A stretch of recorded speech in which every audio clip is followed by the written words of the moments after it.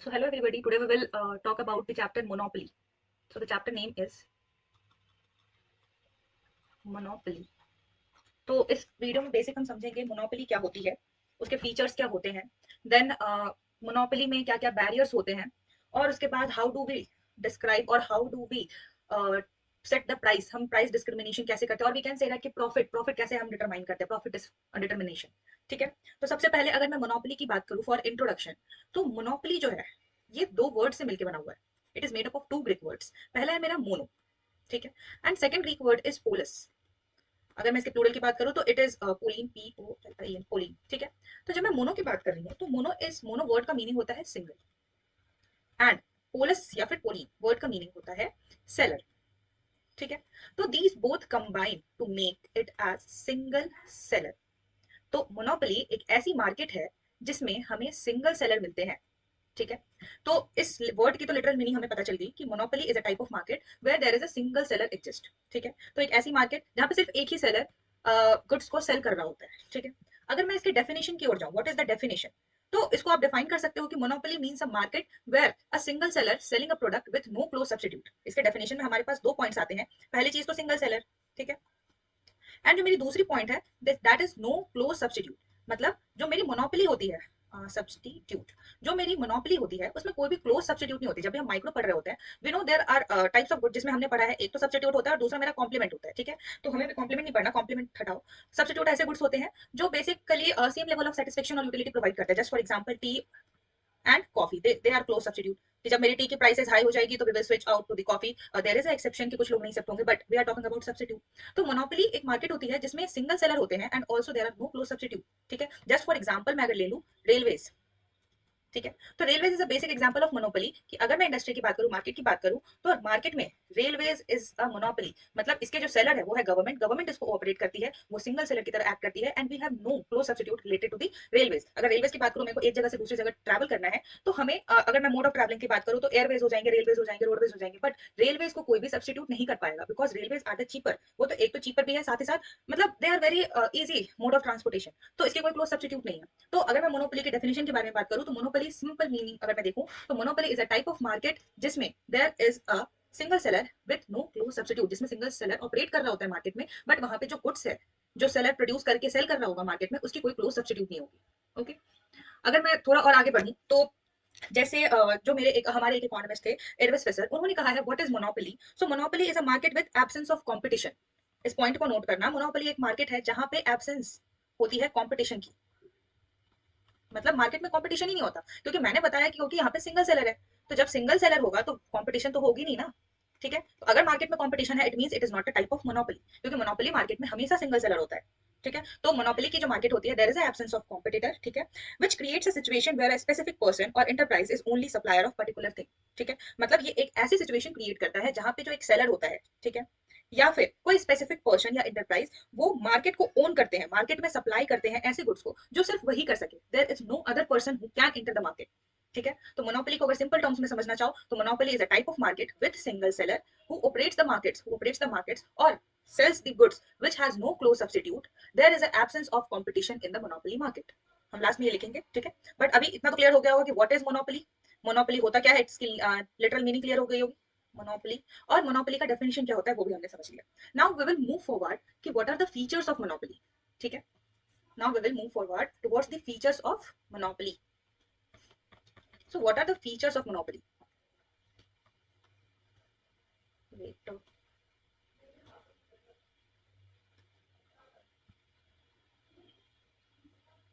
या features of monopoly. Okay. So monopoly की क्या क्या फीचर्स होती है? सो सबसे पहले फीचर्स तो हमने यही देख लिया जो हमने अभी डेफिनेशन में पढ़ के आया है कि monopoly has a single seller.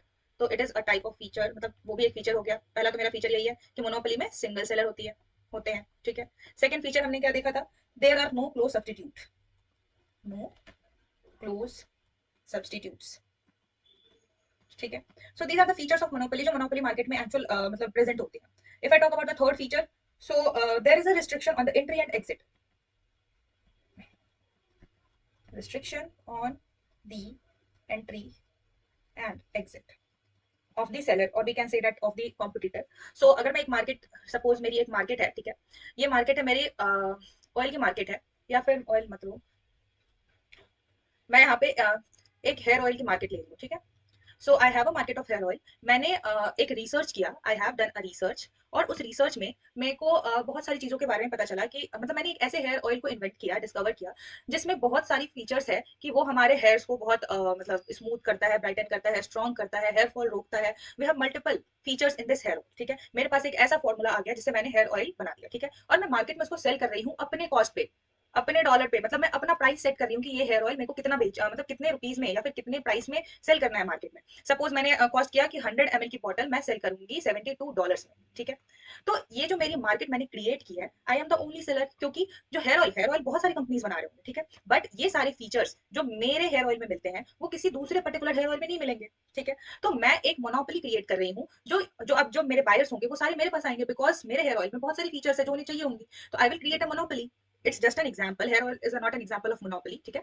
But मैं आपको समझा रही हूँ कि रिस्ट्रिक्शन ऑफ एंट्री और एग्जिट वाली पॉइंट को, कि अब सपोज मेरा एक वर्कर है और उसने मेरे फॉर्मूला को चुरा लिया, ठीक है, और उसने सेम फॉर्मूले से एक नया हेयर ऑयल बनाया, ठीक है, और मार्केट में जाकर के उसने सेल करना स्टार्ट किया। तो अब तो मेरी मोनोपोली नहीं रही, because there are number of sellers जो सेम टाइप ऑफ गुड्स को मैन्युफैक्चर कर रहे होंगे, ठीक है। तो ये हमारी हो जाएगी कि मोनोपोली, मतलब हम अपनी मोनोपोली एस्टैब्लिश नहीं कर पाएंगे। Therefore we need a restriction on entry and exit, जो हमें एंट्री और एग्जिट पे रिस्ट्रिक्ट करे। जस्ट फॉर एग्जांपल, इसका बेस्ट एग्जांपल है जैसे गवर्नमेंट, इसमें भी दो टाइप के रिस्ट्रिक्शन होते हैं। गवर्नमेंट रिस्ट्रिक्शंस लगा देती है कंट्रीज पे, कंट्रीज बोल रही हूँ, इंडस्ट्रीज पे या फॉर्म्स पे, कि आप उस सर्टेन गुड्स को नहीं मैन्युफैक्चर करोगे, बिकॉज किसी मतलब जो अभी जो मोनोपोली में सेलर है उसने इन्वेंट किया है उस चीज को, उस पर रिसर्च किया है, तो एक पर्टिकुलर टाइम के लिए आप या फिर कोई और सेलर उस चीज को, गुड्स को मैन्युफैक्चर नहीं कर पाता है। This is a type of restriction on entry and exit. तो बेसिकली एक मार्केट को मोनोपोली से बचाने के लिए, मतलब मोनोपोली में रखने के लिए, जो हमारी एंट्री और एग्जिट होती है मार्केट के अंदर उस पर्टिकुलर इंडस्ट्री की दूसरी इंडस्ट्रीज की, उसे हम रिस्ट्रिक्ट करते हैं। तो मोनोपोली मार्केट में एंट्री और एग्जिट पे हमेशा रिस्ट्रिक्शन होती है, सो दैट मोनोपोली की सिचुएशन ऑलरेडी क्रिएटेड हो। क्योंकि मोनोपोली जो बनाया जाता है,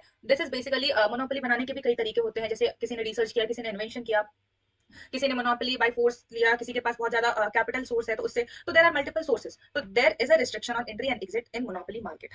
ये तो क्लियर हो गया होगा। चलो अब हम नेक्स्ट पॉइंट की ओर बढ़ेंगे। Wait.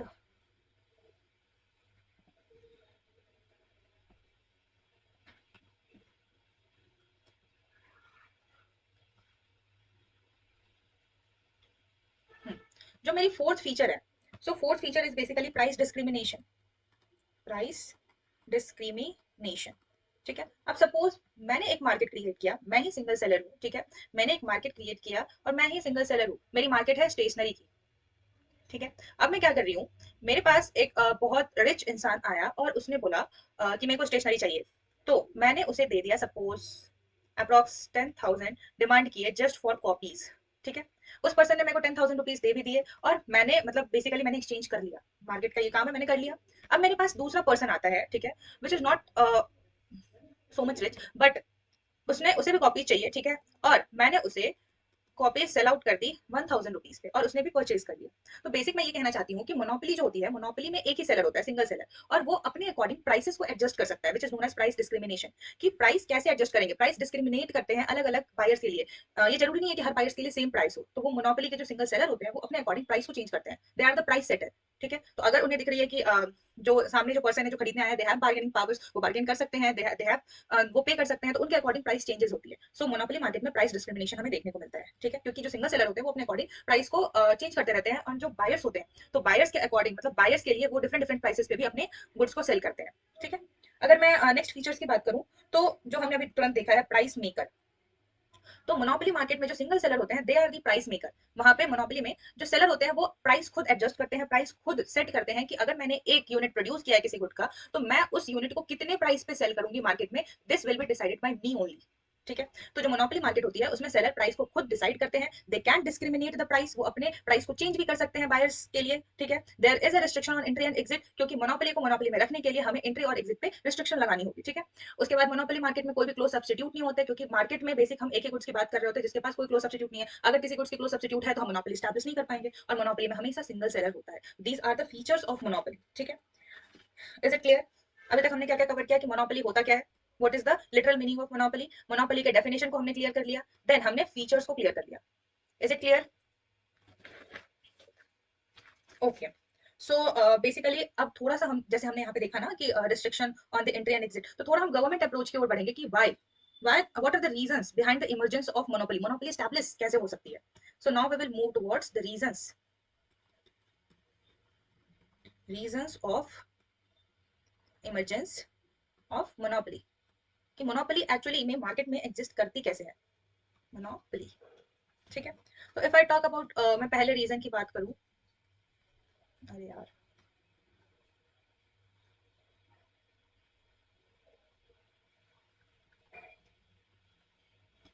If I talk about the first reason, ठीक है, तो पहली तो मेरी होती है गवर्नमेंट लाइसेंसिंग.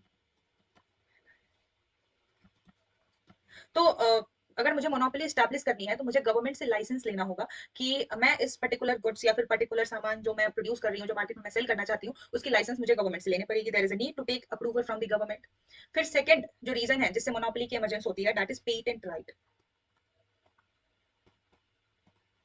जो हमने अभी किया था, जैसे सपोज, जैसे अभी हमने एक एग्जांपल लिया था हेयर ऑयल का, कि एक सेलर, किसी ने बहुत सारी ईयर, सपोज 20 ईयर्स लगाए, एक रिसर्च किया, ठीक है, और उस रिसर्च के बाद या फिर कि उसने इनोवेट किया, इनोवेशन किया, ठीक है, इनोवेशन के बाद उसने एक प्रोडक्ट बनाया, ठीक है, this product can satisfy many of the buyers. तो अब जो ये प्रोडक्ट आया है, this is the result of 20 years of research and innovation of that seller.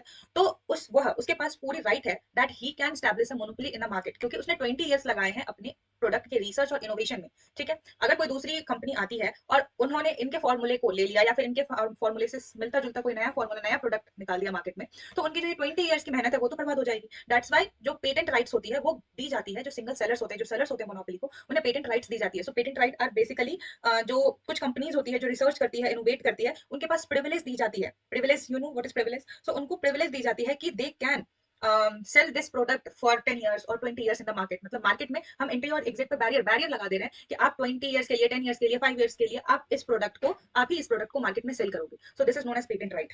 तो इससे भी जो है मार्केट में मोनोपोली स्टैब्लिश होती है. If I talk about the third reason, there is a quarter.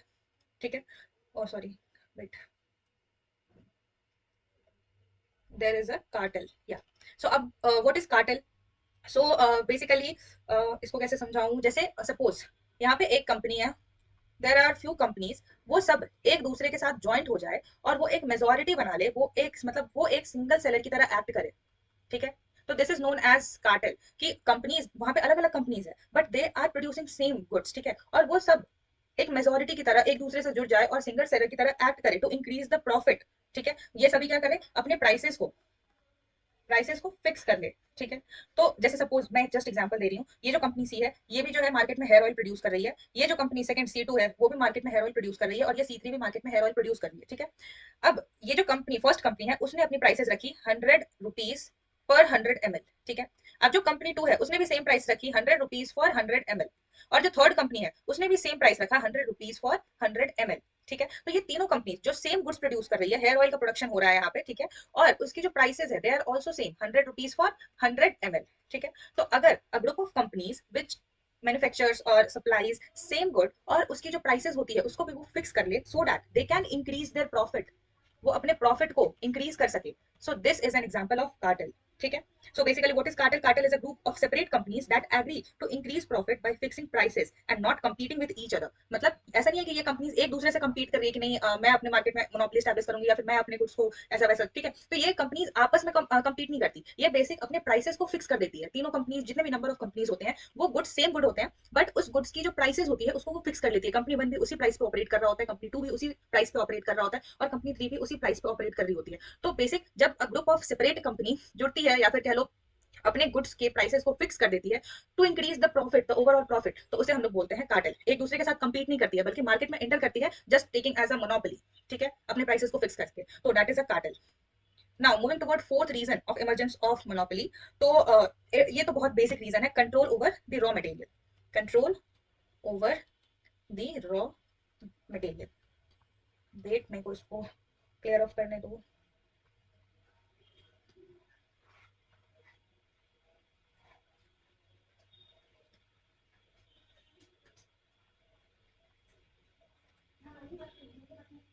या, so now is control over the raw materials. तो जैसे एक एग्जांपल मैं लेना चाहूंगी, इसका बेसिक एग्जांपल है डी बियर्स।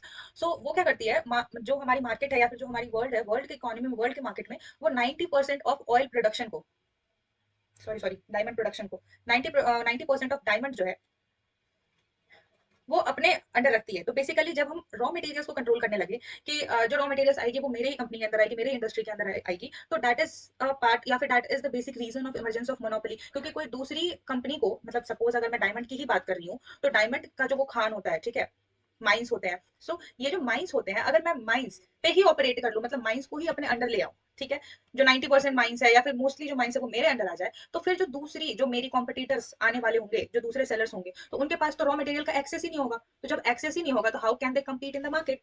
तो मार्केट में मोनोपोली स्टैब्लिश करने के लिए we need to have a control over the raw material. अगर मेरे पास रॉ मटेरियल का कंट्रोल है, then I can easily have a control over the market and I can emerge a monopoly in the market, ठीक है। सो my last reason for the emergence of monopoly is high cost. Do you know what is cost? Cost of production. यहाँ पे मैं cost की बात कर रही हूँ. It is basically the cost of production. ठीक है, अब मैं बात करूँ, I am a big industry, मेरे पास इतना बड़ा इंडस्ट्री है, ठीक है। अब इंडस्ट्री में मैं प्रोड्यूस कर रही हूँ सर्टेन अमाउंट्स ऑफ गुड्स, ठीक है। अब मेरे पास इसमें सेटअप ऑलरेडी मशीन्स मैंने सेटअप कर चुकी हूँ, मशीन्स है, मेरे पास लेबर है, मेरे पास मैन पावर है, मेरे पास एंटरप्रेन्योरशिप है, मेरे पास कैपिटल है, आई हैव एवरीथिंग, ठीक है।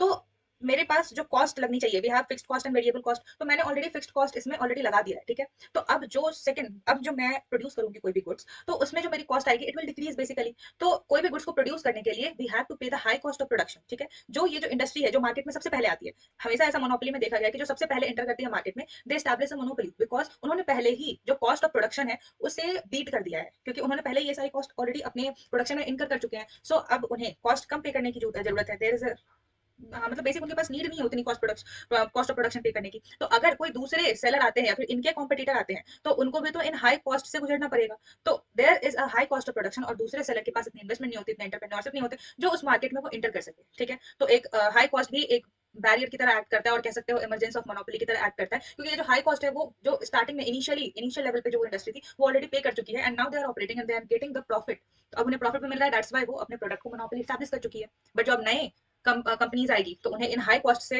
निकलना पड़ेगा, जो कि वो अफोर्ड नहीं कर सकते। So basic there are 5 reasons of emergence of monopoly. First is government licensing, government limit कर देती है, गवर्नमेंट लाइसेंस, गवर्नमेंट से लाइसेंस ले लेते हैं हम, या फिर जो सेलर होते हैं कि इस गुड पे मैं ही मतलब सेल कर सकती हूँ। Second is patent right. Patent right is basically कि अगर मैंने कोई इनोवेशन किया है, मैंने कोई रिसर्च वर्क की है, अपनी बहुत सारी एफर्ट्स लगाए हैं, तो आई हैव द राइट कि मैं उस गुड्स को for a certain period of time, suppose 20 year, 10 years, 5 years के लिए मैं ही मार्केट में सेल आउट करूं। तो this is patent right. Then I have talked about the cartel. Cartel क्या होता है? जब ग्रुप ऑफ कंपनीज जो कि सेम गुड्स को प्रोड्यूस कर रही है, वो उसके प्राइसेस को फिक्स कर देती है मार्केट में, कि वो जो गुड है वो मार्केट में सेम प्राइसेस पे मिलेगा। तो it act as a monopoly. वो आपस में नहीं कंपीट करती, बल्कि मार्केट में एक मोनोपोली की तरह स्टैब्लिश होती है, because they are fixing the prices to increase the profit, ठीक है। उसके बाद हमने देखा control over the raw materials. तो किसी भी कंपनी को या फिर किसी भी इंडस्ट्री को एक मोनोपोली बनने के लिए उनको रॉ मटेरियल्स का एक्सेस चाहिए होगा, और अगर हम पूरे रॉ मटेरियल्स को अपने अंडर में रख ले, approx majority of raw maximum amount of raw material को अपने अंडर रख ले, तो we will able to make a monopoly market, ठीक है। क्योंकि जो दूसरी हमारे कॉम्पिटिटर्स होंगे उनको रॉ मटेरियल्स का एक्सेस ही नहीं मिल पाएगा, ठीक है। And the last but not the least, that is high cost. अगर कोई दूसरी इंडस्ट्री या फिर कोई दूसरे सेलर मार्केट में इंटर करने की कोशिश भी कर रहे होंगे, तो इतनी ज्यादा हाई कॉस्ट है मार्केट में उस चीज को प्रोड्यूस करने के लिए, तो they can't enter the market due to the high cost, ठीक है। तो these are the reasons over the emergence of monopoly. Now अब मैं एक चीज बस समझाना चाहूंगी, this is the last part we can say, कि जो मोनोपोली होती है उसमें हम ग्राफ्स कैसे बनाते हैं, ठीक है। तो बेसिक हम अपने थर्ड सेम में पढ़ के आए हैं कि how do we create graphs. तो इन परफेक्ट सब्स्टिट्यूट हमने परफेक्ट सब्स्टिट्यूट का केस पढ़ा था, अब हम मोनोपोली में ग्राफ्स का केस पढ़ने वाले, ठीक है। तो अगर मैं मोनोपोली की बात करूं, तो मोनोपोली में जो प्राइस होती है ये कंट्रोल की जाती है, they are controlled by the seller, ठीक है। तो अब जो सेलर है वो अपने प्रॉफिट के अकॉर्डिंग, कि उन्हें कितना प्रॉफिट चाहिए, उस अकॉर्डिंग वो प्राइस को एडजस्ट कर सकते हैं, ठीक है। तो अगर मैं बात करूं आउटपुट की, तो आउटपुट बेसिकली जो मैं क्वांटिटी की बात कर रही हूँ कि कितनी क्वांटिटी, कितने आउटपुट चाहिए मुझे उस गुड के। सपोज मैं आउटपुट को इंक्रीज कर रही हूँ, पहले मैं 1 यूनिट प्रोड्यूस करी थी, देन मैं 2 यूनिट करने लगी, फिर मैं 3 यूनिट करने लगी, फिर मैं 4 यूनिट। तो अब एक बात बताना मेरे को कि जैसे ही मैं आउटपुट प्रोडक्शन इंक्रीज करूंगी, तो प्रोडक्शन जैसे ही इंक्रीज होगा, तो कॉस्ट मेरी इंक्रीज करेगी या डिक्रीज करेगी? तो अगर मैं प्रोडक्शन इंक्रीज करूंगी, cost will increase, but for a certain time जो मेरी मार्जिनल कॉस्ट है, do no what is marginal cost? कि एक चेंज इन, मतलब जो अगर मैं एक क्या बोलते हैं उसको यार, एक क्वांटिटी बढ़ा रही हूँ या एक यूनिट बढ़ा रही हूँ, यस, एक यूनिट इंक्रीज कर रही हूँ किसी गुड्स का प्रोडक्शन का, तो मेरी कॉस्ट में कितना इंक्रीज हो रहा है। अगर मैं किसी जो मैं गुड प्रोड्यूस कर रही हूँ उसके 1 यूनिट इंक्रीज कर रही हूँ प्रोडक्शन में, तो कॉस्ट जो टोटल कॉस्ट है मेरा उसमें कितना इंक्रीमेंट आ रहा है, that is the marginal cost. It is basically the change in cost due to increase in the production of change in 1 unit of that very product. तो अगर मैं आउटपुट इंक्रीज कर दूं, मैं नंबर ऑफ क्वांटिटी ही increase कर दूं market में, तो मेरी जो मार्जिनल कॉस्ट है वो क्या करेगी, धीरे धीरे डिक्रीज करने लगेगी। ठीक है, अब मैं एक एग्जांपल इसके लिए लेना चाहूंगी। सपोज मैं एक पेन का प्रोडक्शन कर रही थी, तो एक पेन का प्रोडक्शन करने के लिए एक वर्कर काम कर रहा था। ठीक है, अब मैंने 2 पेन लिया। ठीक है, एक वर्कर की कैपेबिलिटी है कि वो 5 पेन्स प्रोड्यूस कर सकता है। ठीक है, अब अगर मुझे 10 पेन प्रोड्यूस करने हैं तो मेरे को 2 वर्कर चाहिए होंगे। तो basically what I am trying to say कि मैं एक पर्टिकुलर फिक्स्ड कॉस्ट में नंबर ऑफ जो आउटपुट होती है या फिर जो मेरी क्वांटिटी होती है उसे मैं इंक्रीज करूं तो मेरी मार्जिनल कॉस्ट डिक्रीज हो जाती है। मार्जिनल कॉस्ट इज बेसिकली कि अगर मैं किसी सामान के किसी गुड्स के क्वांटिटी को इंक्रीज करूं, प्रोड्यूस करना इंक्रीज करूं, तो जो मेरी कॉस्ट है वो पहले तो इंक्रीज करेगी बट एट द एंड वो डिक्रीज कर जाएगी। Here I am talking about the marginal cost कि 1 यूनिट इंक्रीज करूंगी अगर मैं किसी गुड्स का प्रोड्यूस करना, तो उस पर जो एक्स्ट्रा कॉस्ट है वो डिक्रीज करेगा। पहले अगर मेरे को एक पेंसिल बनाने के लिए, जैसे मैं यहीं पे एग्जाम्पल ले रही थी, पहले मेरे को एक पेंसिल बनाने के लिए मेरे को 10 रुपीज लग रहे थे, बिकॉज इस पेंसिल को बनाने के लिए मेरे को मशीन्स भी चाहिए। ठीक है, इस पेंसिल को बनाने के लिए मेरे को लेबर भी चाहिए, इसी पेंसिल को बनाने के लिए मेरे को रॉ मटेरियल भी चाहिए। ठीक है, इसी को मेरे को पैकेजिंग भी चाहिए, फिर मेरे को मार्केटिंग भी चाहिए। सो बेसिकली एक पेंसिल या एक पेन बनाने के लिए मेरे को इतनी सारी इनपुट उसमें लगानी पड़ेगी। ठीक है, बट अगर मैं दूसरी पेंसिल की बात करूं या फिर दूसरे पेन की बात करूं, तो ये तो ऑलरेडी एग्जिस्टेड है ना, we have this much amount. तो अब मेरे को जो कॉस्ट लगेगा दिस विल बी प्रिटियर मतलब चीपर होगा। मतलब पहले मेरे को 10 रुपये लग रही थी, अब मेरे को सपोज 8 रुपीज ही लग रही है। अगर मैं 3 पेंसिल बनाऊं या फिर 3 पेन्स बनाऊं, अब मेरे को इससे भी कम लगेगा, बिकॉज जो मेरे को इनिशियली चाहिए था वो तो ऑलरेडी मेरे पास एग्जिस्ट कर रहा है। अब तो मेरे को बस बनाना है, मेरी प्रॉफिट भी इंक्रीज कर रही है। तो मोनोपोली में जो प्राइस होते हैं वो जो है सेलर डिसाइड करती है कि what will be the price, और वो अपने प्रॉफिट को इंक्रीज करने के लिए, अगर मैं कंक्लूड करना चाहूँ तो मोनोपोली जो सिचुएशन होती है, मोनोपोली सिचुएशन में क्या होता है कि there is a single seller. ठीक है, अब वो सिंगल सेलर ही जो है प्राइस को डिटरमाइन करते हैं कि प्राइस एक्चुअली क्या होगा। ठीक है, अब जो सेलर है उसकी मेन मोटिव क्या है, टू इंक्रीज द प्रॉफिट, हमें प्रॉफिट इंक्रीज करना है। तो प्रॉफिट को इंक्रीज करने के लिए वो क्या करते हैं, दे डिक्रीज द प्राइसेस। ठीक है, कि मार्केट में प्राइसेस डिक्रीज कर देते हैं, और वी कैन से ऐसे लिख लो, ऐसे मत लिखो, ये लिख सकते हैं कि मार्केट में प्रॉफिट इंक्रीज करने के लिए सबसे पहले वो आउटपुट को इंक्रीज कर देते हैं। आउटपुट मींस वो क्वांटिटी प्रोडक्शन को इंक्रीज कर देते हैं। ठीक है, अब जैसे ही क्वांटिटी इंक्रीज करेगा मींस मेरा मार्जिनल कॉस्ट डिक्रीज करेगा, एंड मार्जिनल कॉस्ट डिक्रीज करेगा इट मींस मेरी प्रॉफिट इंक्रीज हो जाएगी। ठीक है, जो मेरी टोटल रेवेन्यू होगी वो तो इंक्रीज ही करेगी। ठीक है, तो ये चीज है मेरी, मतलब बेसिकली कि मोनोपोली में ऐसा सिचुएशन क्रिएट होता है। तो अगर मैं बात करूँ इसके ग्राफ के बारे में, तो इसका ग्राफ ज्यादा कुछ नहीं है, वेट सॉरी,